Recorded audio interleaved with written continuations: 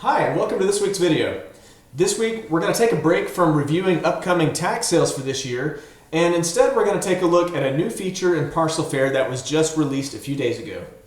And we're excited about this addition. It should save you some time and help you better organize your tax property research. And so we'll go to the beginning. How did we come up with this?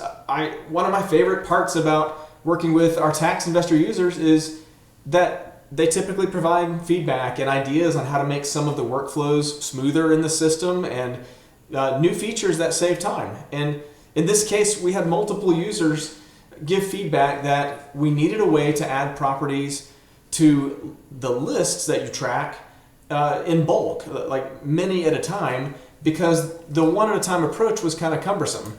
And so I'll demo this for you really quick. Let me remove this property from its list. And so what we have is this beachside restaurant in Baldwin County. It's going to be in the tax sale this year coming up.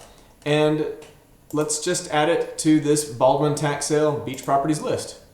So we had to click a few times to get this one property into a list. If it had been a new list, there would have been a few more clicks as well. But now we go to our list and we can see that that property is now there. So if we wanted to add a few hundred properties for research, that could take a lot of time. So let's go back to our search results here. Again, we're looking at the Baldwin County tax sale.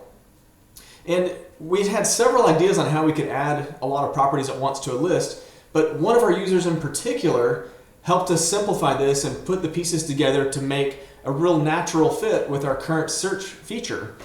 So right now I've got 2,150 properties showing on this map.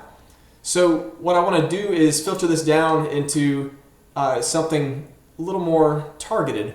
So you can see I've set the located within to 5 miles at the bottom. This is an advanced filter you might not have used before, but what it does is it takes the center of the screen, the center of the map right now, which is on top of Gulf Shores, and it does a radius of 5 miles around that to find any properties. It's going to limit by anything in Alabama and Baldwin County. And so now you see we filtered down to 227 parcels. So that was like a 90% filter, so we got down to a very targeted list. And so now what I want to do is on the right-hand side, we have this parcel results drop-down. And if you open that up, there's Save Results as a List is a new option you'll find.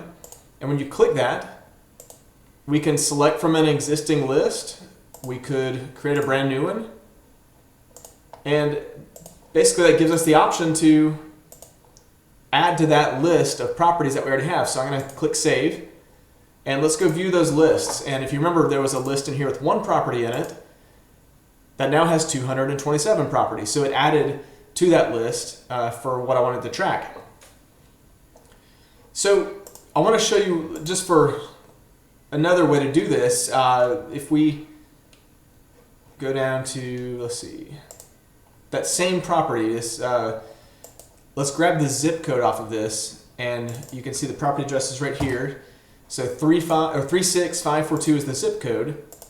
So let's say I like Gulf Shores and I want to just limit to this zip code only, okay? So another way to do that, let's drop that located within 5 miles, we'll change it back to unlimited. So essentially if we ran the search now, it would show us everything in Baldwin. But let's go to the keyword search and paste that zip code, 36542. So what this will do is it's going to limit to available properties in that zip code. And you can see our list is now 194 properties. It's a little more targeted than that 5 mile radius even was. And so let's go save those results as a list.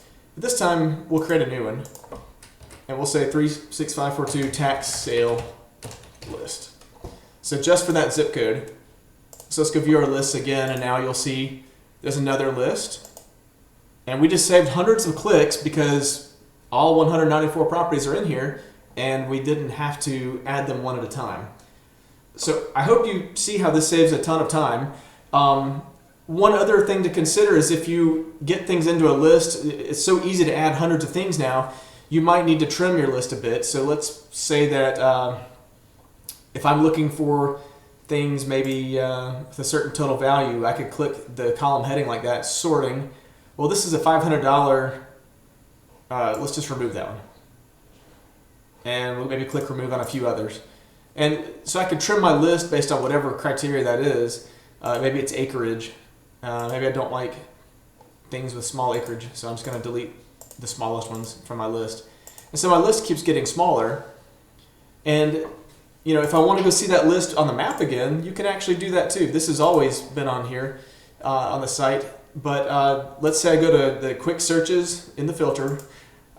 You'll see that all of my lists are in here, and I can click on that same list, my list 36542, and filter down to just that.